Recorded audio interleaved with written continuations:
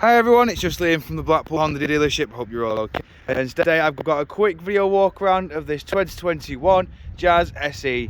Now of course this is the famous 1.5 self-charging hybrid, which was one of the first hybrid cars to ever be released by Honda as it is. It is a more dated hybrid, should I say. It's got 15-inch steel alloys, which does have the wheel trims on, as you can see. Walking around the car, I will go into each and every wheel trim so you can see what condition they are in, and most importantly, what sort of design pattern they all do have. But we're walking around the rear now, moving to the rear of the car. We do have plenty of room in the boot area. We've got 60-40 split flat folding rear seats that do fold flat with the boot floor. And we've also got this very nice and very convenient parcel shelf in there as well. Just provide a bit more privacy for any luggage kept in the boot compartment. Walking around the car now to the rear alloy just here. Now on the Jazzes, on the SEs, you do get the cloth grey with the black accents on the outer edges. You do also get Isofix mounting points down at the bottom as well.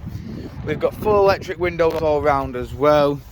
Jumping inside now, you can see that we do have your electric handbrake with brake hold. We've then got your ECON button just there, and then we have your eCVT gearbox. We've then got your climate control in the middle, and then your display in the middle just here, which has your Bluetooth hands-free. On the radio, it's got DAB, low wave, medium wave, and FM. On the media, it is all USB and Bluetooth. Got a nice little bit of additional storage just there. Over to the steering wheel, we've got your audio controls on the left. The home button and the bezel controls your onboard computer, and we've got your Bluetooth hands-free controls there.